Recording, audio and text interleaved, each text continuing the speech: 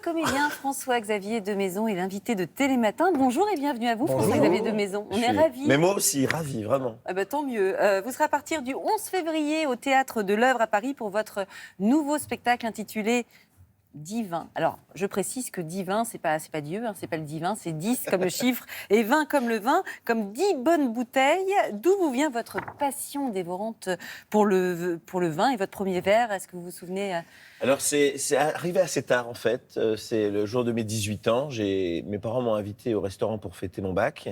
Et puis après, je crois que c'est les tournées. Quand on va dans toutes les régions de France, on découvre tous les terroirs. Et j'ai fait des rencontres de gens absolument extraordinaires chez les vignerons. Donc c'est une vocation assez tardive, mais les vocations les tardives sont souvent les plus fortes. Les plus fortes. Vous avez une fille dont vous parlez pas mal dans le spectacle. Oui. Vous achetez des bouteilles, vous avez acheté son année de naissance, par exemple ou... Oui, mais je les ai bu, en fait. Ah, mais... Je suis à flux tendu, moi. Elle est née en quelle année? Elle est née en 2007. C'est une bonne, ouais. C'est pas une mauvaise année, mais bon, voilà. Et votre année de naissance, vous l'avez bu Moi, aussi? c'est 73 et c'est pas terrible. C'est une très bonne année, vous plaisantez.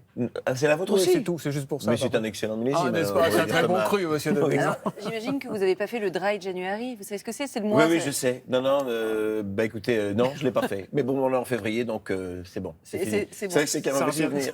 Non, c'est très bien. Ce qui est sûr, c'est qu'en aimant le vin comme ça, vous êtes un vrai bon Français.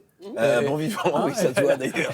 Il a les bonnes joues, il est pimpant, il est Je n'ai rien dit, rien sous-entendu. Ce qui est sûr, c'est que les Français aiment le vin et que ça date pas d'hier. Regardez cette petite archive qu'on a dégotée pour vous. Oui, le vin, c'est vraiment pas de l'alcool, c'est une nourriture, si on veut. Le vin, non, c'est pas de l'alcool. Ça fait du bien, le vin. C'est bon. Vous savez, en France, on a tellement d'occasions de boire, que ce soit pour une naissance, pour un enterrement ou quoi que ce soit. Vous allez chez les gens faire du travail, bon, la première chose qu'on vous dit, vous voulez boire un coup. Ça, c'est la France, quoi. Une bonne bouteille, mais... Là, il y a toujours une bonne bouteille sur la table, ça, c'est évident. Ça, c'est la France, ça disait cette petite dame en 1973. On y revient. Et ben voilà. Voilà l'année de votre naissance. Alors étonnez-vous après quand même. Exactement, à consommer évidemment avec modération, Bien on ne sûr. répétera jamais assez. Dans Divin, justement, votre spectacle, vous livrez vos souvenirs, votre vie, votre intimité. On va quand même déguster un petit extrait. Parler des choses qu'on vit et des verres qu'on vit. Parler du vent qu'on brasse et des vins qu'on boit. Avant ta mère c'était ma moitié, maintenant c'est mon tiers. Ici c'est l'Ovalie, la bienséance, la courtoisie. Enculé! Carreau debout, accroché dans les camps.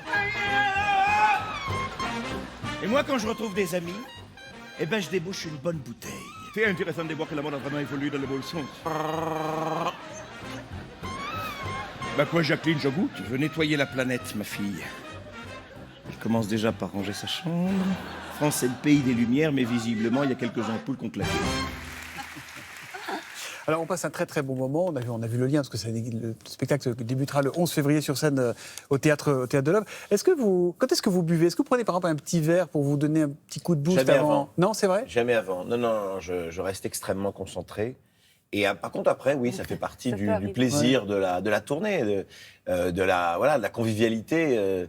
C'est vrai que j'ai voulu construire ce 4e spectacle autour de ce fil rouge un peu original. Ça n'est qu'un prétexte. Hein. Ouais. Évidemment, ça se voit d'ailleurs. On n'est pas obligé d'être passionné de nos logiques. Non, du tout. C'est pas un spectacle sur le vin. Non, c'est pas du tout un spectacle sur le vin. C'est mon 4e spectacle, c'est mon nouveau one-man show. Sauf que là, j'ai voulu, dans Retour vers le futur, vous avez la voiture de la DeLorean qui fait voyager dans le temps. Moi, c'est les bouteilles de vin. Et puis, je trouve que c'est c'est un beau véhicule. Voilà, un véhicule qui me correspond bien, en tout cas. Voilà. Justement, ça vous correspond particulièrement bien parce que vous-même, vous faites votre propre vin. Exactement, depuis 4 ans avec Dominique Laporte, dans le Roussillon.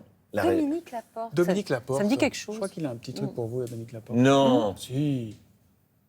J'ai une petite question fixe à te poser, c'est l'examen d'entrée chez Jacques quand on a voulu faire du vin, ça s'est passé comment?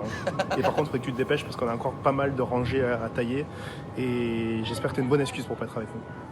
Là, il faut nous expliquer. Alors, c'est quoi cette histoire d'examen d'entrée? Écoutez, en fait, on fait du vin à vin gros et on a été vraiment accueillis et parrainés par Jacques et Soussou du domaine de l'Èdre, qui sont des gens extraordinaires.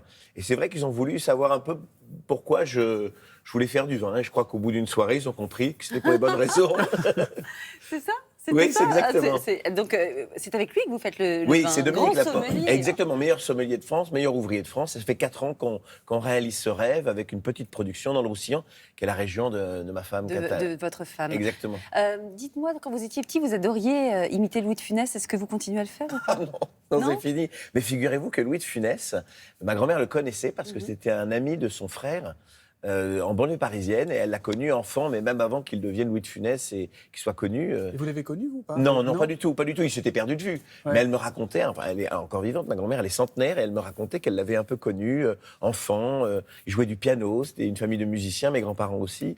Donc, ils s'étaient rencontrés comme ça. Donc, moi, j'ai grandi dans cette espèce de mythe de ce grand lui acteur. et je crois même, on vous a pas repéré un jour en train d'imiter Louis de Funès, non? Il y a du dossier. Oui, il y a du Il y a de la dossier. casserole. Ouais. Oui, on m'a effectivement, j'étais chez le coiffeur avec mon petit pull jacquard. Vous savez, le petit pull jacquard, Ouais, c'était ouais, tellement moche devant qu'ils n'ont pas osé faire la même chose derrière. J'avais mon petit pantalon en flanelle et ma petite mèche. J'avais des cheveux à l'époque. Et effectivement, il y a un producteur qui m'avait remarqué en train de faire des imitations. J'attendais ma mère qui se faisait sa permanente, donc j'avais du temps. Ça me paraissait. Votre mère, c'était Claude Jansac. Oui, c'est ça, exactement. Non, et je crois que c'est démarré là. Ça a démarré là, en fait. C'est l'envie de faire rire les autres, d'attirer l'attention. C'est lui qui vous a donné envie un peu ou pas? Bah, oui, ça a été une de mes idoles, Ouais. comme Jean-Paul Belmondo. C'est des gens qui m'ont vraiment bercé. Voilà. On le consomme sans modération. C'est François-Xavier de Maison qui est avec nous jusqu'à 9h30. Le temps de nous hydrater un tout petit peu. Ah oui. Et on se retrouve après la pause.